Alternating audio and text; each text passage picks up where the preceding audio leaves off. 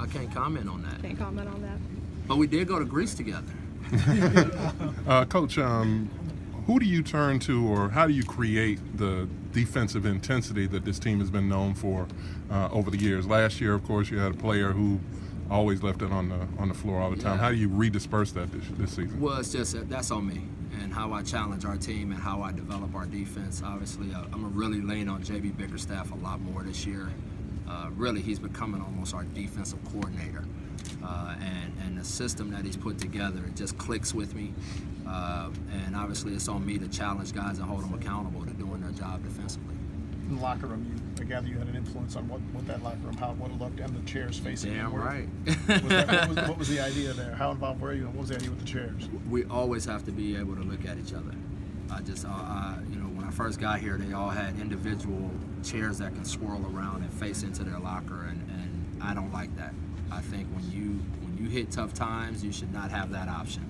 You should always have to be able to look at each other in the eye and be able to deal with stuff face to face, man to man. I think I will put our facility up against anybody in the NBA now. We have an on-site, big-time locker room facility now with all of the amenities that players need. I think it'll be something that helps us in free agency. I think our players will take great pride in having a home like that now. But yeah, I specifically did that so that no one can hide when times get tough. Last question from Peter. On a personal level, you saw the comments made by President Trump over the weekend, in particular the way that he addressed Colin Kaepernick and such a. Wow. Do you take that personally? Do you take that, and how do you respond when you live in a country where the president is saying things like that? Well, the fact that he continues to try to divide us in so many ways, trying to divide us from our military now. He's trying to divide us from our fan base. He's trying to divide us from each other in the locker room. My response to that is the human spirit will always win out, and I think that people are starting to see him for what he is.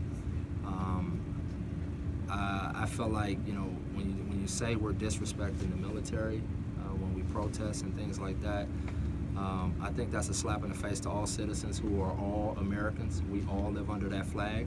And the military, they're not fighting for the flag. They're fighting for what it stands for.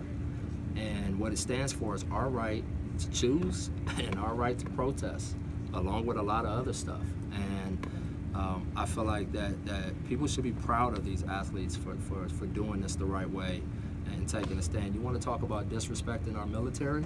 Go through his tweets, right? Let's go down the line. John McCain, transgender in the military. Look at what he's doing with North Korea and putting our troops in danger right now, instigating the war.